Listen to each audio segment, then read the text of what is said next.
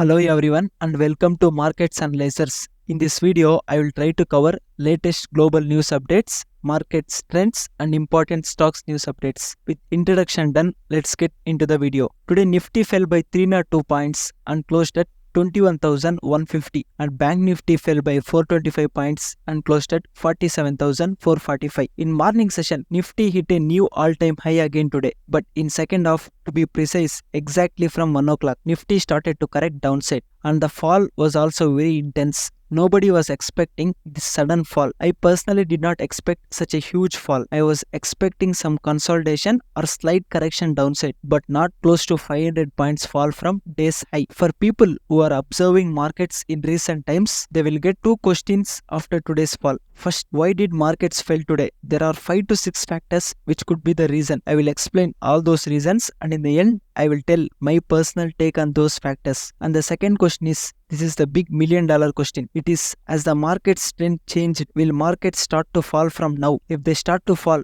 how much will they fall? Or this is just a trap by bulls? By the end of this analysis, I will try to clear all the doubts. All you have to do is to watch the video till the end. And if you find this video informative at any point of the video, consider to subscribe our channel Markets Analyzers. Your subscription adds a bit of motivation to do even better videos and like the video as well. First, let's try to get answers for the first question. Why did markets fail today? That to 500 points from day's high. I will first explain all the possible reasons that have developed recently, and in the end, I will tell what I am thinking of this fall. First reason, it could be due to profit booking. I will tell you an interesting data about December month. In last 5 years from 2017, if markets rallied in November means they will correct downside in December, and if they fell in November means they will rally in December. It was exception in 2020. All the remaining years had similar trend. If we talk about this year Nifty's November monthly performance, Nifty rallied by 5.5% in November. This is one of the biggest monthly gains in November registered by Nifty in last decade. In December, in this month, Nifty gained by 5%. Even after including today's fall, Nifty needs another 5% correction to match previous year's trend. Rally in November, fall in December. We are left with around 6 trading sessions in December. The possibility of Nifty correcting another 5% in next coming 6 days is very minute according to my own personal view. Nifty is rallying unidirectionally from past 2 months.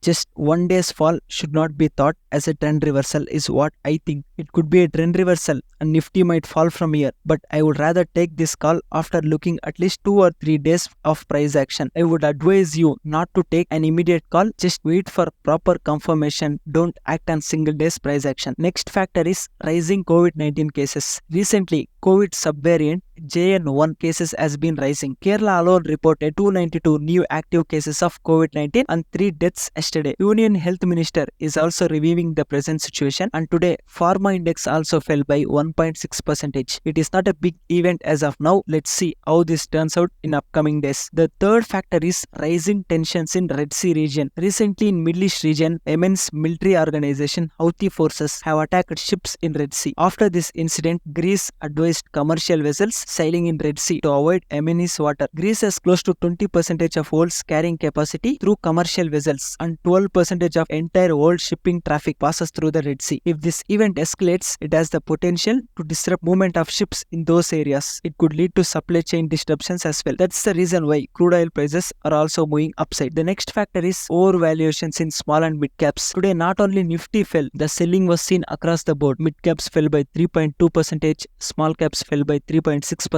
Definitely, mid and small caps are overvalued in comparison to large caps. In numbers wise, in last 1 year, mid cap moved upside by 43%. Small caps also moved upside by 48%, but large caps only moved up by 16%. There are hardly any margins of safety left in most of the small and mid caps after a significant rally from last 1 year. So pulling out some money would be an ideal thought, I think. In previous months also, mid and small caps occasionally corrected 3 to 4% in a single day, and again they started to move up in coming days. Let's see, will they fall again? At least 10 to 50% fall in them would justify their valuations. The next factor is high number of IPOs. In this month, there are 11 Mindboard and several other SME IPOs raising funds. HNIs, high net worth individuals, could have contributed to the selling pressure to get their funds which they could use to buy those IPOs. The next point for today's fall could be due to RBI's news on AIF. I will completely explain this RBI update, but before that, look at Bank Nifty. It fell right from the beginning and closed at day's low. Let's see what RBI has told now. They have yesterday tightened the norms for banks and NBFCs from utilizing the Alternative Investment Fund AIF route to evergreen their loans. Evergreening means giving new loan to pay old loan. You might have already taken a loan, but by the time you should pay that loan, you might not have money, or due to any other reasons, if you again take the loan and repay that earlier loan, means it is known as evergreening. AIF, Alternative Investment Fund, means it is collecting funds from investors and investing it. Now let's say a bank has huge money in AIF, Alternative Investment Fund. They can invest that money wherever they want, and RBI won't ask about AIF investments.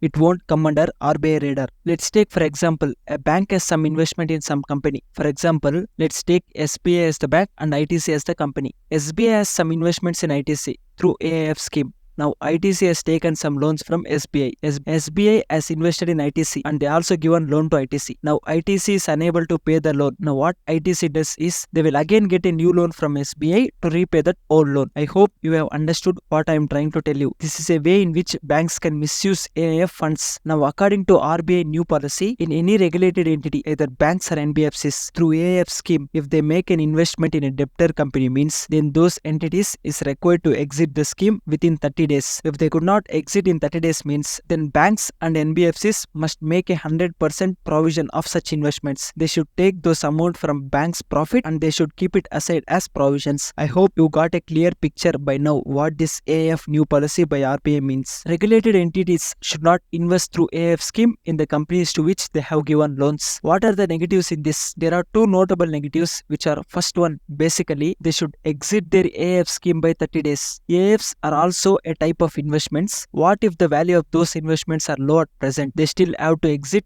even if it is a loss for them. So it is a negative. The next point is, if banks or NBFCs decide not to exit and they decide to make 100% provision in their books for the investment amount, then will limit their capacity to utilize those funds for financing activity through which they could have gained some interest. So this is clearly negative for banks and NBFCs. Out of all these factors, I personally think RBI update was the trigger for today's fall. Markets were moving higher unidirectionally in recent times. There was some decent correction or profit booking was pending in markets, and people might have got their trigger point from RBI and they could have gone on to book some profits in their existing positions. This is my take on today's fall. If we talk about levels, support I am looking is at 21,090 and today's low is also close to this support, and below that I am looking at this 20-point zone from 20,960 to 20,940. Resistance is at 21,200 and above that 21,340. My V1 Nifty is bullish. Only below 20,850 daily closing I will turn bearish on Nifty. Until then I am looking Nifty with bullish view. Unless any negative data points emerge globally, I am looking Nifty with bullish view. Friends, before moving on to stocks news updates, don't forget to hit the like button and subscribe to our channel as well. First, let's talk about telecom subscribers data released by TRAI. Jio added 34.7 lakh mobile subscribers while Airtel added 13.2 lakh, whereas Vodafone Idea lost 7.5 lakh subscribers. Now let's talk about UPI transactions. In December, UPI transactions touched a total value of 17.5 lakh crores. Business transactions to UPI platform increased by 74% in year-on-year, totaling over 6.5 billion transactions. Now let's talk about Moti Sons Jewelers IPO. This IPO is of 151 crores and today was the final date to apply for the IPO. You can look at the entire IPO details here. The IPO was subscribed 159 times. This IPO is the second biggest in subscription wise in 2023 with 159 times. The highest was 160.9 times. It was Plaza Wires. Their issue price is 55 rupees per share. Their grey market premium is around 78 rupees per share as of today. It was around 120 rupees few days earlier. With the fall of markets, the grey market premium also fell. Grey market premium means the extra amount buyers are willing to pay over the issue price of the IPO. So the issue price is 55 and the buyers are willing to pay 78 rupees as of today. Finally, this brings us to the end of today's video. Don't forget to hit the like button and subscribe to our channel as well. I will come back again with another interesting video. Until then, take care.